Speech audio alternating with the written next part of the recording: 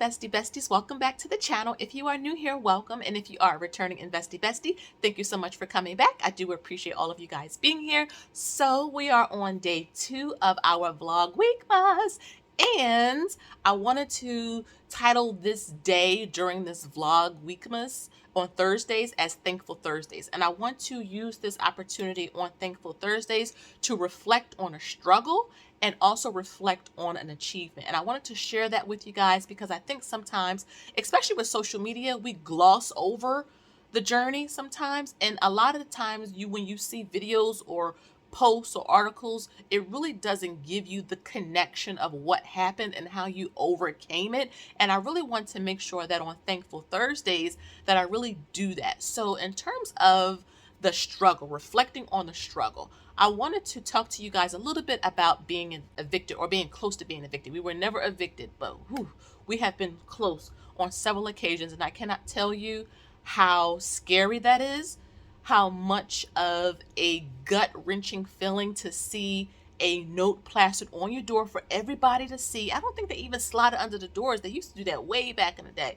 Now they just kind of tape it on the front of your door for everybody to see. And number one, you're embarrassed. Number two, you feel ashamed. And number three, you just feel so terrible because you know that if you cannot come up with this amount of money by this date, you will be on the street. And it is even amplified by the fact that if you have children or small children, you will be homeless. And God forbid is not the winter time, you will be on the street. And I cannot tell you guys how sick it made me physically seeing something like that on a door. But I can tell you guys, it was the kick in the pants that we needed, that I needed to get our money in order. There's nothing like seeing something like that on a door, especially when you have children. And I can remember when I first got my first eviction notice or letter, I knew, number one, that I could not call anybody because we just didn't have a lot of family who could help us out in the pinch with,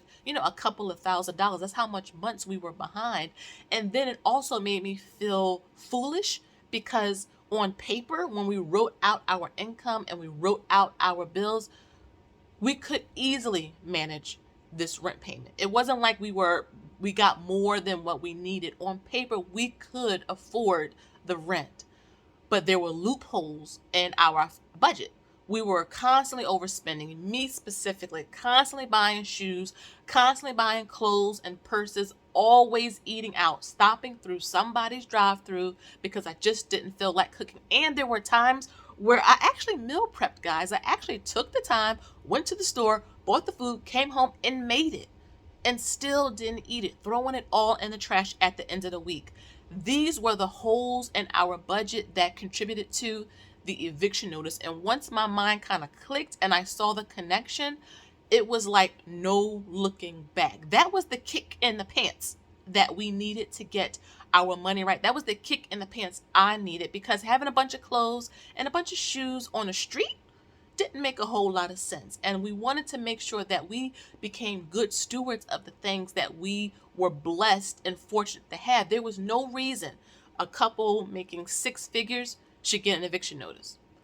There was no absolute reason because we could afford it. And so that was a struggle that I often think about, that I often reflect on. That's like my one, I don't want to go back there no more.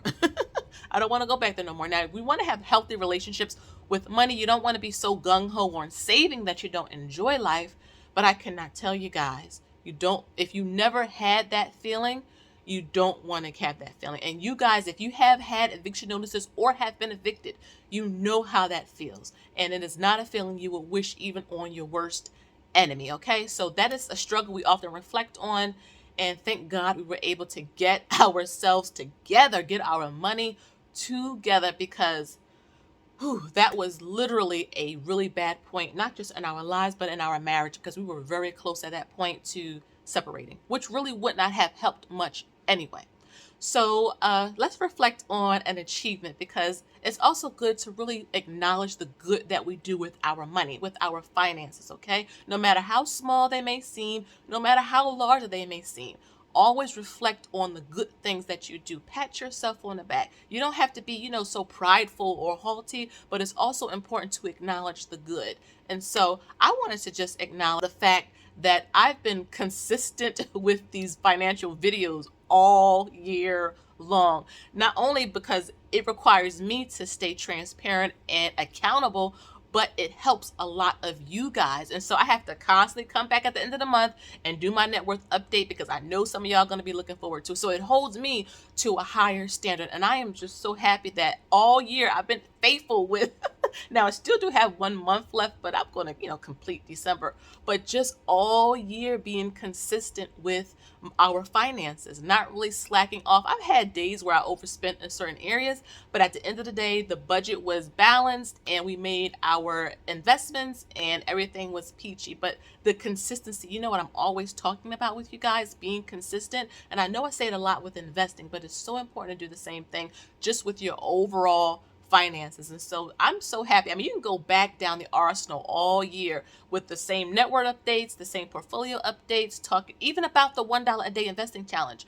That we've been doing that since the end of September, and it's December now, and we just continuing to move this train forward. So I'm really happy with the consistency of my financial videos and our finances, especially because of FIRE, which is financial independence, retire early. We're trying to retire early, y'all. And so, yeah, we're just really, really happy and appreciative and thankful for the consistency, because being consistent was not something I was always good at. It was something I failed at a lot. But now that I'm in a habit, and I love having good habits because it helps me to stay calm and stay focused. Even if I kind of go off a little bit, I can get right back on a little easier because I've been doing it, on a regular basis all year. So that is what I am thankful for. That's my achievement, being consistent on this channel all year. So again, guys, thank you so much for being here. What are some of the things you are thankful for, whether it's a past struggle or an achievement? Leave it down below. I love talking with you guys. I'll see you tomorrow for our next video in Vlogmas, and you guys have a good one, okay? Bye-bye.